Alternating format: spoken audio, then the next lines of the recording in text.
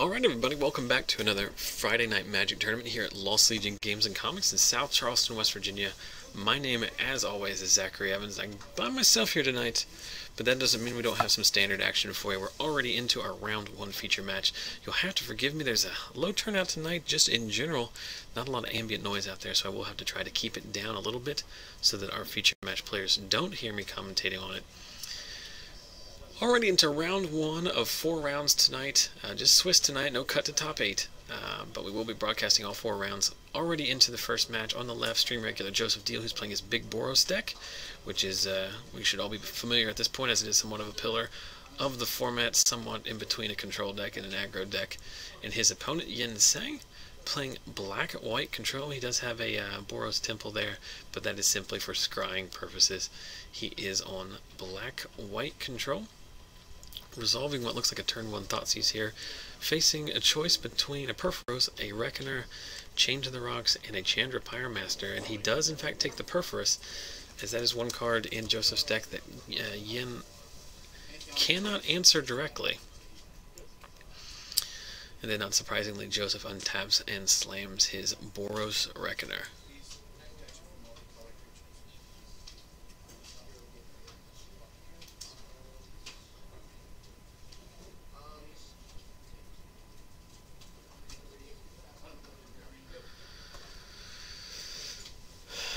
So Yen just getting some value here off of his scry lands, Joseph not putting on a huge amount of pressure. Again, Joseph's deck not necessarily an aggro deck. It does it in, I'm not sure exactly what his build is like currently, but it does play some cards like, in the past has played Ash Zealot, has played Chandra's Phoenix, and obviously is playing Boros Reckoner. But really more of a late game deck, as we see Perforos, we see Chandra Pyromaster, which he just lands, as well as the big Elspeth and Stormbreath Dragons.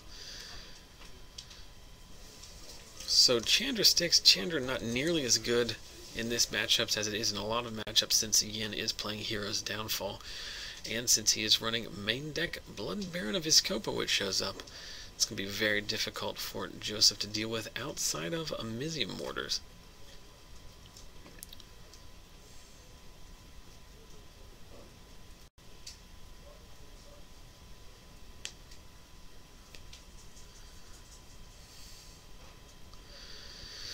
Joseph draws a second copy of Perforos and goes ahead and runs it out there, just 2 mana symbols away from activating Devotion. And I believe he forgot to activate his Chandra there, as it did stick on a 5. The Blood Baron serves in. I'm going to send Yen back up to 21. More importantly, keep Chandra honest, knocking her down to 1 loyalty. And we'll see what his follow-up is. Another Thoughtseize, revealing 2 Chain to the Rocks, which are basically dead. Reckoner and an Ash Zealot. So Yen, depending on what his hand is here, he's going to probably want to take either the Reckoner or the Ash Zealot to avoid Devotion turning on. As we know, Yen plays a ton of removal, but depending on exactly what his removal is, a card like Ultimate Price will answer Zealot, will not answer Reckoner, as he's already burned through 1 copy of Doomblade. Chain of the Rock is not dead in this matchup necessarily, as he is playing 4 Desecration Demons, but there's definitely a situation in which Yen won't need to do anything else than ride this Blood Baron to victory, as Joseph's likely drawing to 3 copies of Amizium Mortars in game 1. So he chooses to take out the Ash Zealot, likely indicating that he does not have a removal spell, since he's likely just worried about the 2 points of haste damage from the Ash Zealot. So he's going to cast an Underworld Connections on his planes, hopefully giving him some additional gas in later turns. So Joseph drawing another copy of Boros Reckoner. So Joseph will be able to turn on Devotion here and activate his Mutavault. We're going to play going to use Chandra as a 0. Finds a Scry land.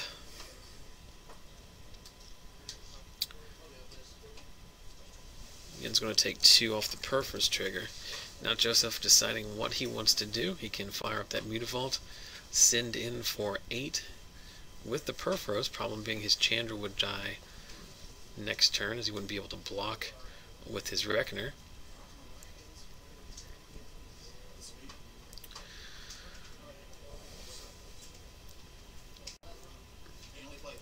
I imagine he's going to have to serve in here with something, if nothing more than just the Mutavault. The longer the game goes, the more likely Yen is to come up with long-term solutions, especially with Underworld connections online. With Yen at 17 life and with a lifelinker active, he's going to be able to get a lot of card advantage off that. So just go ahead and start sending in some pressure. So he does activate the Mutavault. And really mulling over this decision to attack with the Perforos. I guess he's deciding at this point if he wants to get in 6 damage while he can, or if he wants to save his Chandra for another activation next turn. Don't know if one is better than the other necessarily.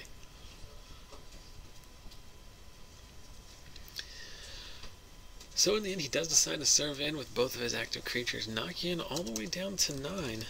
He is going to, and then Yen goes down to 8 on his own off his Underworld connections. So Chandra will die, should Yen choose to serve in with his Blood Baron.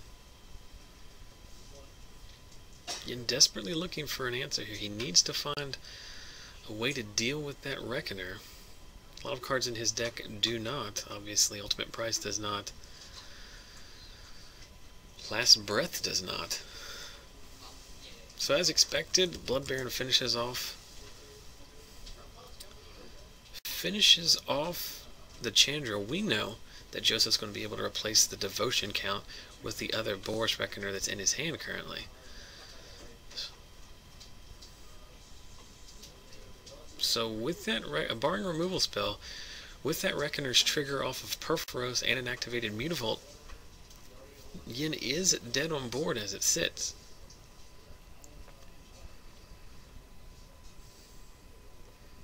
So Yen in a spot here needs to find a hero's downfall. I'm trying to figure out what he's debating here. He's going to go ahead and shock himself. We're going to play another Blood Baron and leave open a draw from the Underworld connections. So an overloaded Byzia Mortars off the top. It's going to be good enough to put Yen down to 1. Oh, I apologize. He doesn't have... by overloading the Mortars, he can't play the Reckoner. Doesn't have Devotion, so it can only attack with 3/3. So Yen's still up against it here. In a much worse spot as the basically miracled Byzia Mortars. The best answer Joseph could find to the situation he was in. So what are Yen's outs here? Yen can... He needs to find a hero's downfall, take care of this Reckoner. We know another Reckoner is just going to replace it. But needs to find maybe an Elspeth here to start clogging up the board. Banisher Priest is a good answer. We know that there's a chain to the rocks coming down. And there's a Desecration Demon. So Joseph's going to be able to chain both of those to the rocks, as well as cast a Reckoner.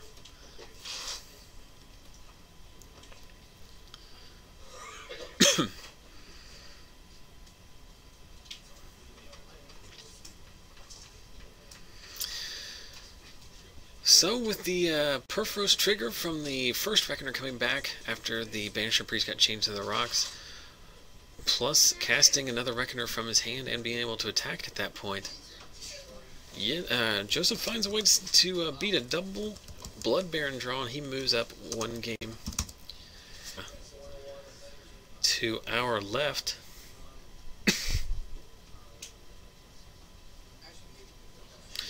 So we do both keep on 6 here. Yen starts off with the Guildgate, and Joseph, scrying with the Boros Temple, is going to put that one to the bottom. Hopefully smooth his draw out. Yen follows up with a tapped Godless Shrine, then resolves a Thoughtseize, revealing 2 lands as well as a Mortars, Reckoner, Chandra Pyromaster, Chandra's Phoenix, and a Chained to the Rocks. So obviously the decision here on what to keep is a function of what's in Yen's hand. If we're riding that Desecration Demon to victory, we want to get rid of that Chain to the Rocks. But it's not like Chandra Pyromaster and Boros Reckoner are particularly easy to deal with on their own, and we all saw how valuable Mizzium Mortars was last game, as they are the perfect answer to Yen's Blood Barons. So it'll be interesting to see what Yen ends up taking here, with no idea what's in his hand.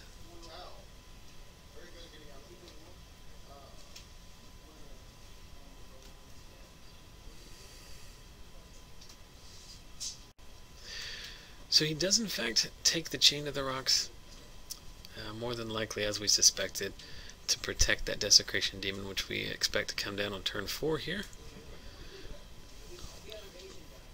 Basic Plains hits, and Yen just passing back. There's a Reckoner. Let's see if Yen has the Hero's Downfall. No, it's the Doomblade. Much better spot to be in, as Hero's Downfall can be saved to answer Chandra in the upcoming turns. There's the Desecration Demon, the only card we knew of in Yen's hand. We do know that that Joseph has the combination of Chandra's Phoenix and Chandra to constantly rebuy it, but we also know that the Desecration Demon is just going to kill Chandra unless Joseph sequences it like this. So we'll see if Yen's able to kill the Phoenix before he attacks in, or whether or not Joseph wants to sack. Joseph does in fact want to sack, and then Yen just loading up with a second Desecration Demon, making that Thoughtseize on Chain to the Rocks seem even better. So we now know Joseph can... Joseph lamenting his luck here as we see a double Desecration Demon. But without the other demon, we know that Joseph could have landed a Chandra and rebought his Phoenix, which I guess he can still do now, but quickly falling behind. So here's a second Chandra's Phoenix. Also important to note that Joseph is correctly playing against the demons here, as a lot of people, for whatever reason, get so caught up with sacking creatures to the demon and unnecessarily making them better, when chump blocking will do just the same.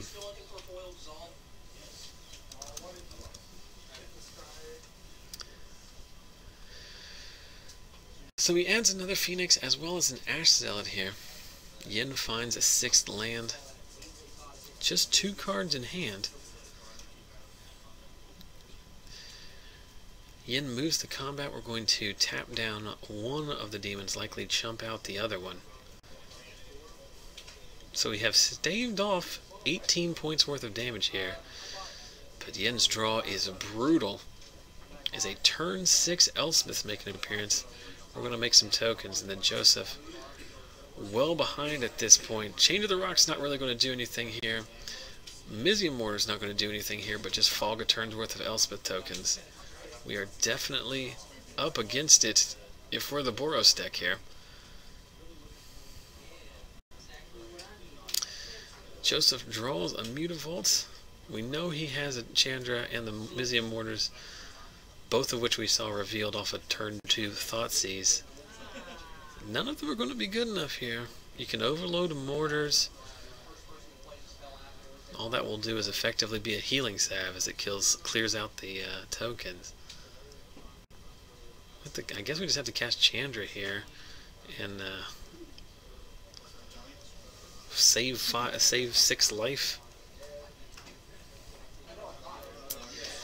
So that's the line he goes with. Ticks up Chandra, takes out one of the tokens, hits Yen for 1.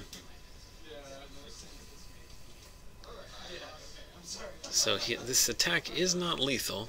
7, 6, 13, 14, 15. So Yen likely going to attack into the Chandra with one of his Desecration Demons.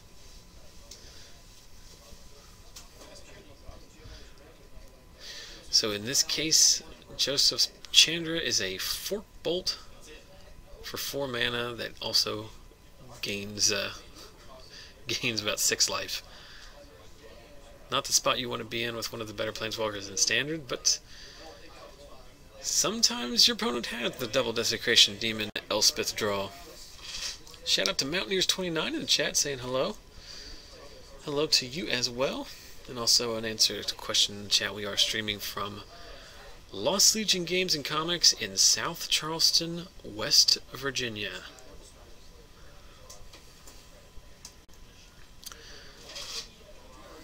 So not sure exactly what we're deciding here.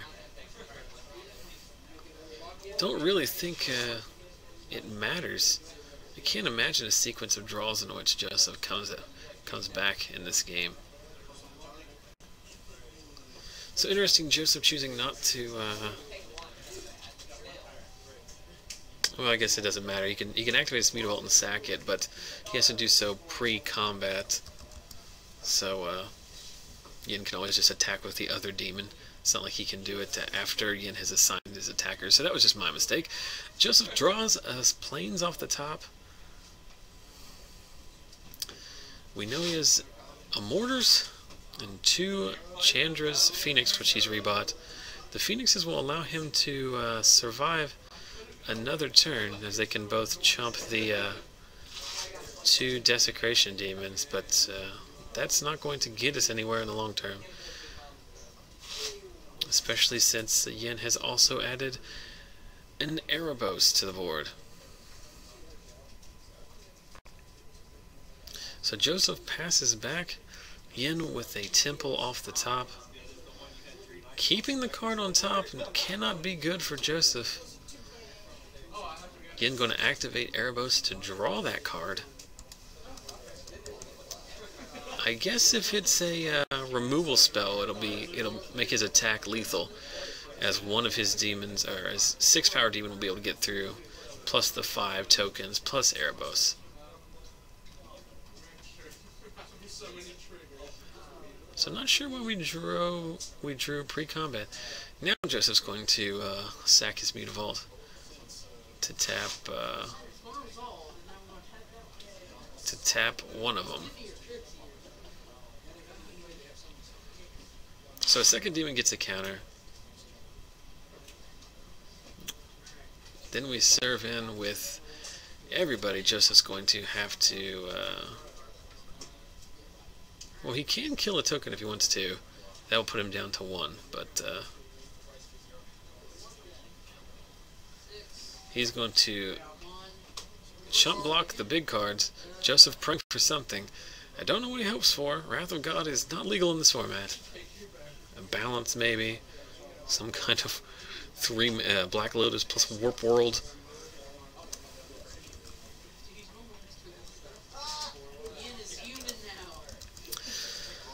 So Yen has run out of whatever his tokens are. Joseph indicating he's going to mountain Yen's side of the board. And we're going to move to a deciding game 3 here, as we've seen two pretty decisive games. An overloaded Mizium Mortars decided game 1 pretty much by itself, and then 2 Desecration Demons.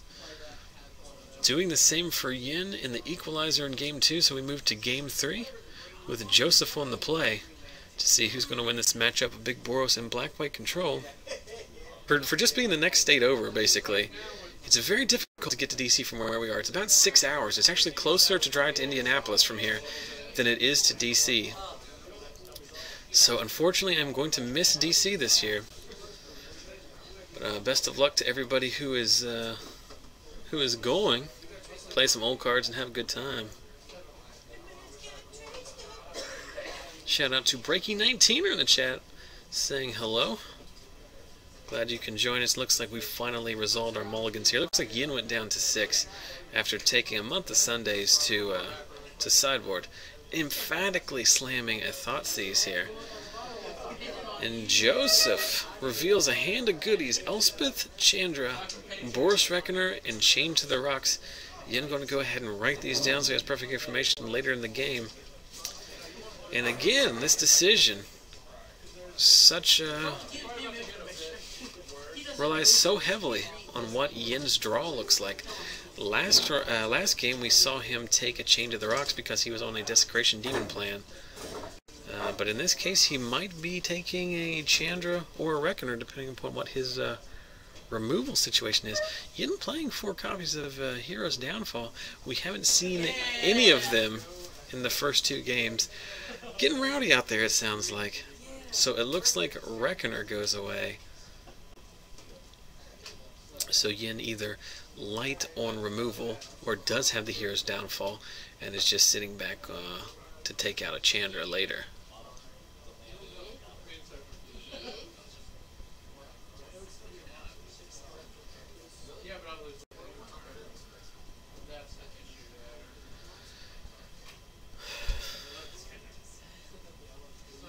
So Joseph thinking about this scry here.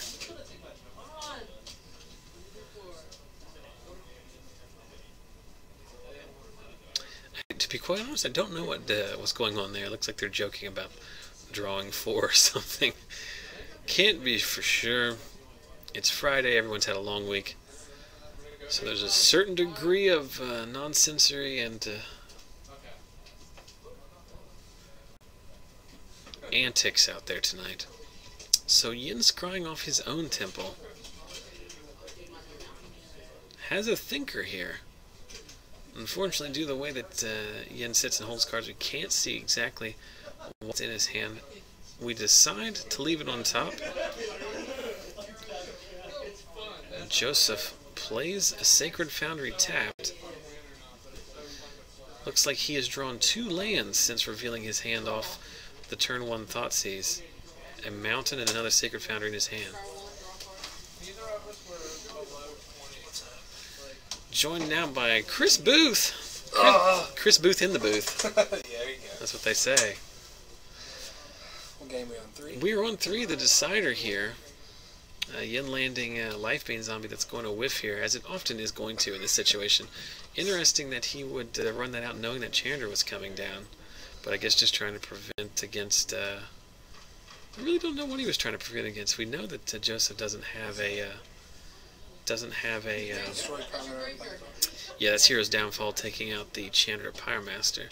We figured that was going to be the plan, but not sure why we ran out the 3-1, knowing that it was going to get immediately boned. And Joseph has another one, showing what running good is all about, as he better lucky than good. Joseph is very good, but the adage is the same here. Better lucky than good is always the best spot to be in. It helps to be both, actually. There's the Elspeth we knew about, so Yen up against it here as well. Needs to find another copy of Hero's Downfall. It's going to be tough for him to come back from this. Unless we're playing Merciless Eviction. I know he has, at one point he had 2 copies in his main deck. Not sure how many are still there. But Merciless Eviction on Planeswalkers would be pretty good here. But Glare of Heresy comes in out of the sideboard. Exile target white permanent. Can't think of a better white permanent to exile than Elspeth, Sun's Champion. So Chandra ticks up to... well, it's tough to follow now, as these guys are hamming it up relatively severely. We're zeroing on Chandra, drawing a mountain off the top. Joseph does have 2 Mutavaults here. Looks like we might just serve in for 7 here. And an ultimate price going to take out one of the tokens. Ironically, or it may seem somewhat unintuitive, but ultimate price cannot take out a Mutavault, while ultimate price says destroy target monocolored creature. Technically it's colorless, so will not work. So just getting confirmation overhearing outside. There is 15 minutes left in the round, so our clock is basically accurate. So neither of these, so we should reach a resolution here, one way or the other. So Yin up against it here, 3 cards in hand, enough mana to cast, excuse me, basically everything he would want to in this spot. He needs to find an Elspeth of his own. A Desecration Demon, not going to be good enough here. Blood Baron would be pretty good in this spot. Those Mutavaults making it difficult here, as they present a pretty good clock, blank a lot of sorcery speed removal. A lot of the cards that would be good against Chandra and the tokens not good against Mutavault. So Yin just loads up a Blood Baron here. Can Joseph find a Mortars? Looking at his hand, he does not have one here. We are going to ping the Blood Baron and Yin. Might as well just swing in with everybody here. Yin just going to take it all here, living dangerously. Not sure why we didn't block a Mutavault there. I mean, no, it's 4/4, so the Mutavault would have been the 3rd point of damage. With 1 marked on it from the Chandra, would have put up to 3. It still would have survived. I can't imagine what card he was playing around at that point. Like there's not a card in Joseph's deck that deals 1 damage that doesn't also deal 3 damage. I agree. Yeah, the Blood Baron. I mean, the Blood Baron can attack in here, keep Chandra off ultimate, put him back up to 6, but then he dies exactly to the crackback unless he has removal spell or adds something to the board. Yeah, I wonder why he didn't block. I mean, he also would have gained life. I mean, the only reason you don't block in that situation is if you feel like Joseph has some kind of trick. Right, because you're afraid. But if that's But I mean, the case, you're still he's ticking up Chandra regardless because it still does 1 damage to Yin. So it's not like it's some kind of bluff. You know what I mean? Right. It's just the correct play. So he does serve into the Chandra here. Let's see if there's a follow-up. An Obsidat, pretty good spot. Now he can't. He's going to go up to 8 off this. He's not going to be able to blink the Obsidat. Oh, he does. 1, 2, 3, 4, 5, 6, 7. So he'll go down to 1, I guess, here. He's got a burn spell. Yep, and there's a Magma Jet. It's all tears from that. So that decision to blink Obsidat there proved to be fatal. If he doesn't blink Obsidat, then he has 2 blockers. He can block most Mutavaults, and even the Magma Jet just puts him down to 3. Chandra activation puts him down to 2, and so he's fine. So that's why you play the games. You got to make some decisions. There are interesting choices there. That, like we said, Yin running out the Life-Bane Zombie to the point where he knew it was going to die to a Chandra +1, and then again being very, I guess the word is aggressive, not leaving his blocker back there. Yeah, the Life-Bane Zombie. I mean, to be perfectly honest, Booth, like, if you had made that decision, I would have been like, well, it's just a bad player making a bad call. Thanks. But I mean, someone for, like, but like Yin's a good player. I mean, I was surprised why he would do that. But again, I don't know what's in Yin. I don't know what's in. Makes me feel wonderful. I don't know what's in Yin's hand. I'm sure Yin has his reasons. It's not like he didn't think it over. So, guys, there are 10 minutes left in the round. I guarantee you, there's not another match for me to go out and get. So we're just going to move on to other things, I assume. Let's talk a little bit. We haven't talked about this in quite a while. Let's talk about Commander. Booth, did you pick up any of the Commander precons? I did. I picked Which up, ones did you pick up? I bought the set. Well, that's a good decision to have made. I did not, because I am an idiot. I didn't really want all of them, to be perfectly honest. I also didn't want to be tempted to, like, sell them for profit. So Well, I heard they were doing a mass run of these, so they shouldn't run. Well, like that's that. interesting. Okay, my camera's being weird, so I'm going to go back to the other way, and hopefully this will not be as bad. But, so it's interesting you should talk about that. They did come out and say that there was going to be a larger print run, but that's a qualified subjective statement. What is larger? 3 is larger than 2. But Right, you know, 1,000 is also larger. Yeah. So the question is going to be, Are they going to print more than one run? yeah, I mean, I think they will. But the problem is that nobody's really excited about buying out all of the decks. People are just excited about 2 of them. Mostly Which one two of them. Which one? Well, Mind Seas, which is the Grixis deck. Yeah, the black. That is the one that is being heavily influenced by the Magic finance guys and the speculators, because that will sell for $30 retail, and then the deck itself sells for $50 on eBay, because it contains Baleful Strix reprint and True Name Nemesis, which is the Scavenging Ooze of this set, which is the legacy and vintage playable card that, for whatever reason, Right, they jam it. Merfolk. Yeah, it's a 3/1 Merfolk that has protection from a player. From a player. Yeah, it can't be blocked by them, can't be targeted by them, can't be dealt damage by things that they control. Right. So that's why that one's going up. It's also, I don't know, that Jaleva, the Grixis commander, also one of the cooler commanders, so it has its casual appeal as well. The one that the other one is the... Four? Yes, the exiles 4 off the top when it comes in, or exiles as many as it could pay to cast it. See, I thought maybe that I'd missed that crazy Merfolk with pro dudes, pro players in some previous set, just right on Nope, play standard. brand new. They do put a lot of new cards in the set, which is cool, but at the same time also very frustrating because it allows for exactly what's happening, which is it becomes a financial play, and then people do that. And to a certain extent, you can't blame people, although I do, because I think it's really crappy of people when they take, in this case, a very casual product designed for the kitchen table Magic crew, and it becomes this like thing that people can't get except for like 50 or 60 bucks. I mean, a lot of local game stores sell out of them. Target and Walmart don't have them. But the other one's the Bant deck, the Blink deck. That one's the shop sold out of both of those on day one. And then they still have a couple copies of the other ones. They're all pretty cool, but those are the most sought after ones. So, for the Bant deck's really neat. yeah, the guy that blinks yeah, he's really cool, and that's part of the reason. So it'll be interesting to see if they do a large-scale second run of them. I think they will. It's very early. It's only been out for 2 weeks. Not even 2 weeks, 1 week. Yeah, They've been out for exactly 8 Friday. days. Yeah. So so we'll wait and see. But it's pretty cool. We did see, I did play some games against the Grixis and the Grixis and the Esper Precon. A couple guys here at the store had those. They seem really good. And the cool thing about these, if you guys, I mean, surely of the 8 of you who are watching now, you're more than aware of what these things are. But if for some reason you're not, or if you're aware of them and still don't play Commander, Commander's not your bag, so to speak. If you ever decide you want to get into Commander, this is the way to go. Those Precon decks, look, you and I have been playing long enough to have been around when the first Magic pre-constructed decks went on sale. Terrible. They were the worst ever. They had like 3 rares, none of them any good.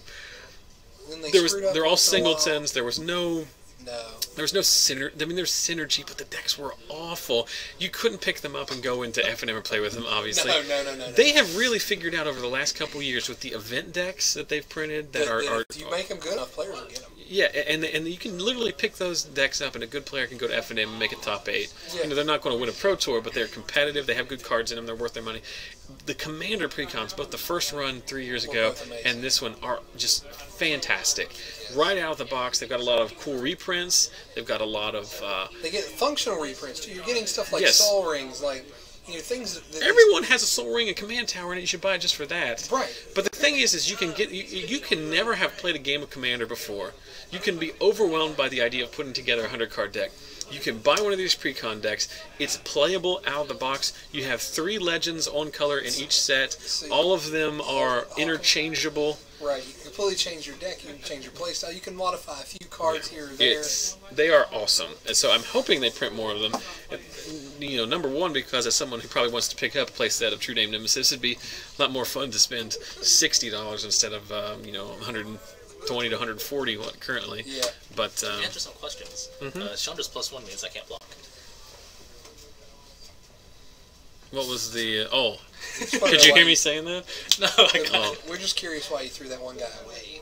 Chandra was coming down. Yeah, you knew you had the Chandra and you played the Lifebane Zombie. Were you just trying to hedge around? It was... I don't know. Our conclusion was I would have done it because I'm bad, but we didn't know why you did it. It was the only creature that I had, and I can't remember if he had already played a land, and whether I knew he had the 4th land or not. But regardless, like, he has Reckoners, he has stuff. Right. You just gotta. There's a possibility that I can hit something. Yeah. Well, that makes a lot more sense. Proving just once again that I, in fact, was bad. See, now I made fun of you being bad at Magic. That's not independent of whether or not I'm also bad at Magic. I've never once claimed to be good at Magic on this stream or in life in general. So, That is, there's a lot of text in that first activation of Chandra. Plus one, do 1 damage to target player, 1 damage to target creature they control, and it can't block. Good grief. It's like a Theros limited card. Triton Tactics has like about, like, I don't know, like a War and Peace, a page for War and Peace on it. You have to have a PhD in English literature to play Theros limited. But, can you shut that door?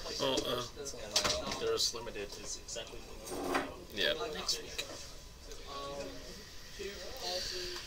But yeah, what we're talking about the commander decks. They're pretty cool. I generally hope to at some point pick them up. The last time I didn't really get any of them because I was more, at the time I was just building my own commander deck, so I didn't really have the need to. See, I picked up 3 of them at the time. I didn't get the one that had the ooze or the other one. Well, I did end up getting the one that had the ooze in it because I wanted the ooze for Legacy.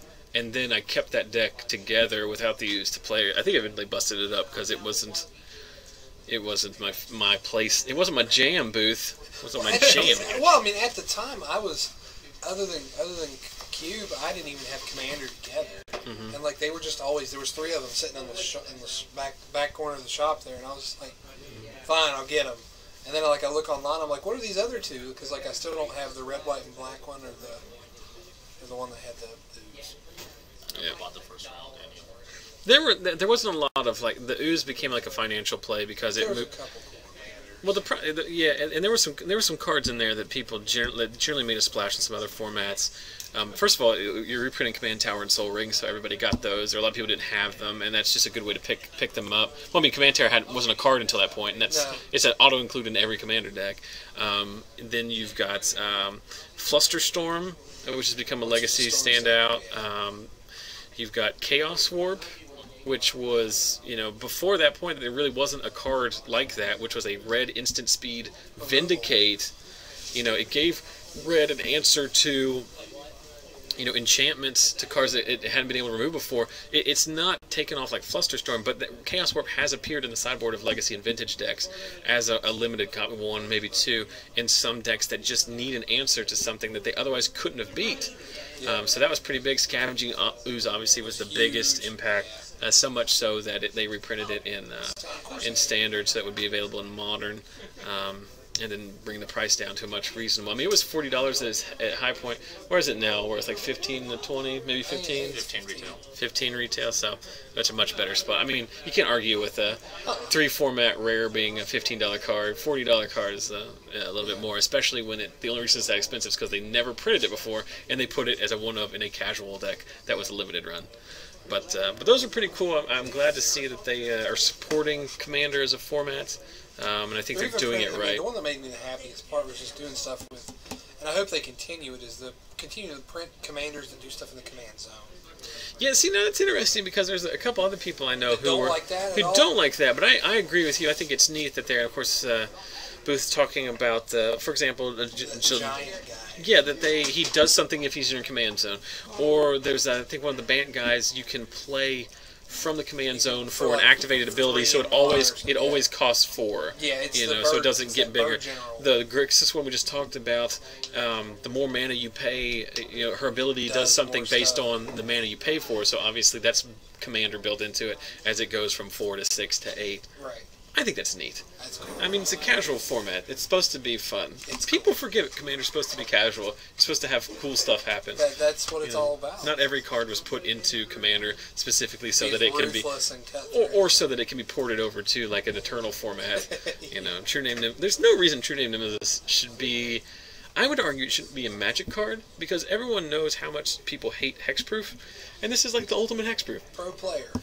The reason people didn't care about Progenitus so much was it was impossible to cast. The only way you can play it is if you cheat it out in some degenerate format where everyone else is doing degenerate stuff too. This one costs 3. It's a merfolk. You can vial it in. Arguably one of the best tribes in the game. It's either them or goblins. Yeah, elves and zombies are close. Okay, elves up there too. But I mean, it's already an established archetype.